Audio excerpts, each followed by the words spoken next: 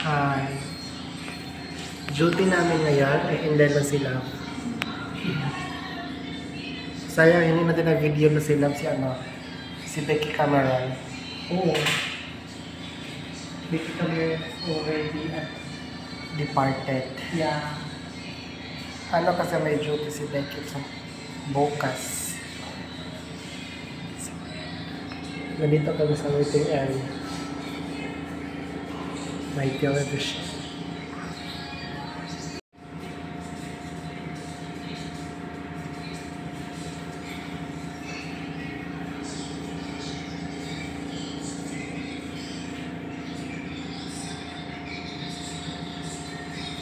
Hindi ka pa inaantok, Day? Ha?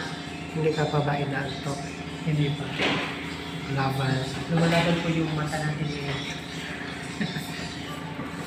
Nakatulog mo po sa bus bed nila. Ako sa mga 1 hour. Yeah, atong biyahe, it's 2 hours. Ang tagal na mahina yung takbo ng At bus. saka ang traffic. Kaya nga ganun yung show. Pinaantok ako mga bakla. Laban pa kami.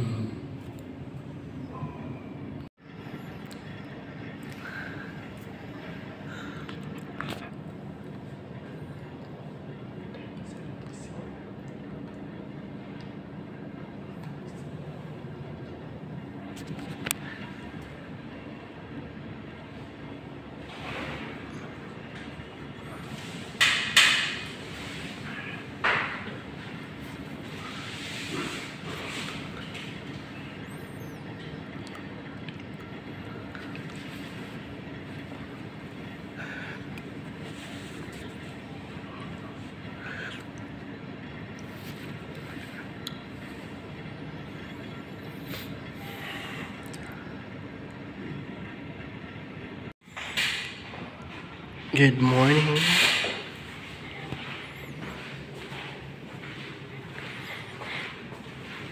Chongwa Medical Clinic. Chongwa Medical Mall. May ganun pala.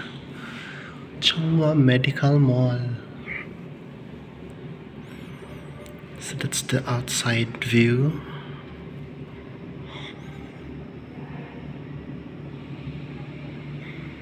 Outside view of the building, Nation. Grabe yung mga bundok, oh. Tingnan ninyo. Yung mga bundok is meron ng mga bahay-bahay.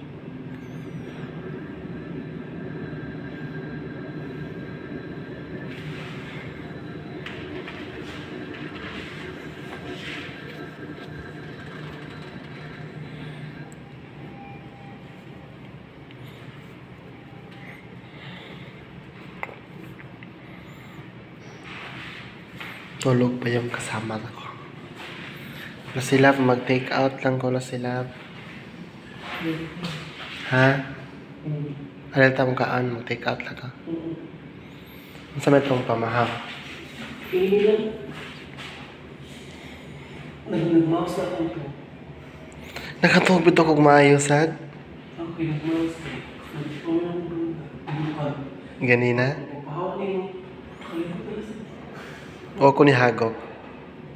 Katong niya.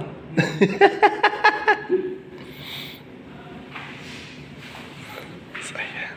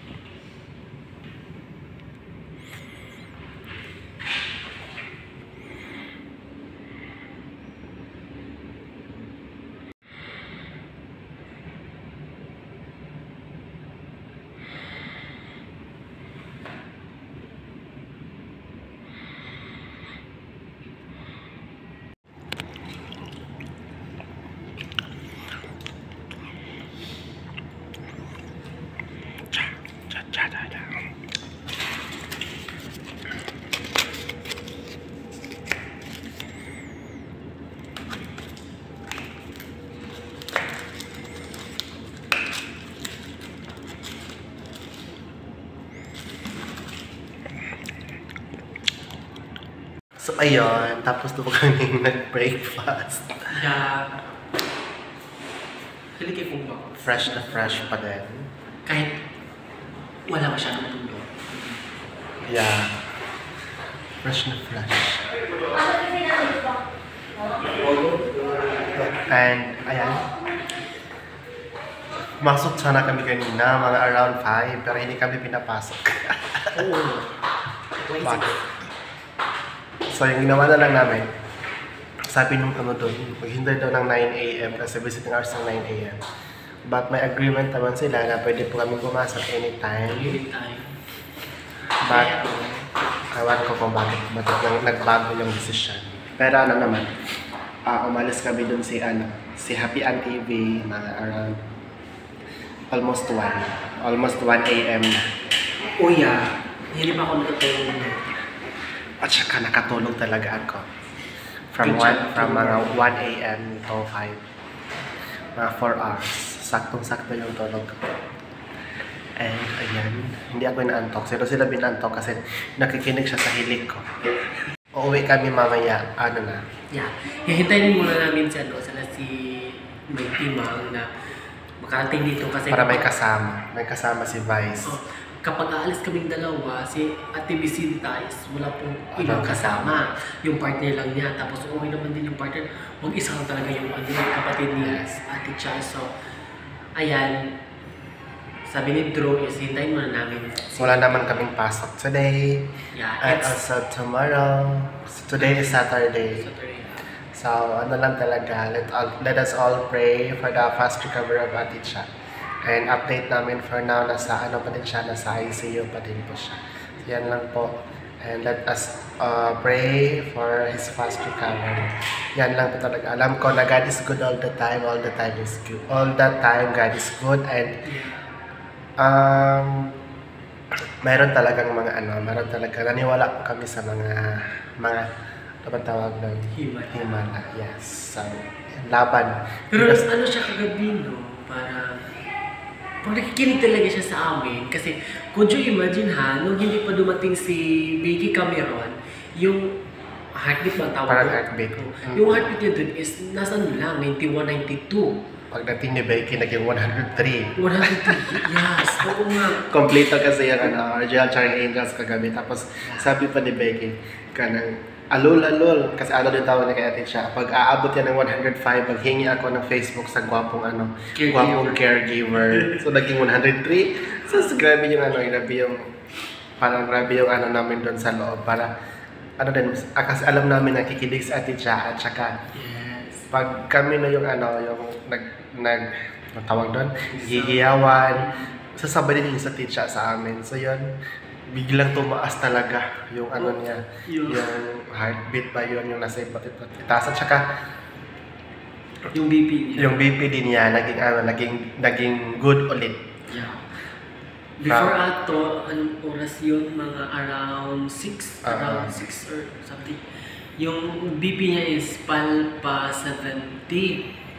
Tapos, pangalawa, palpa 50.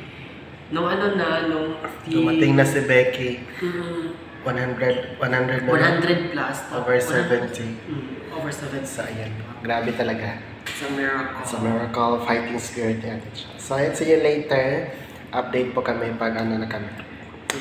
Pag uwi na. But for now, very full ang dami. Shout out pala kay Tita Maribel. Hello, Tita Maribel. Kay Tita May na Tita Grace. Hello din sa'yo. Ay po sa inyo dyan, mga At tita. saka, Kayo naman. Ate Glo. Hello Ate po. So, bye for now. And see you later. Bye.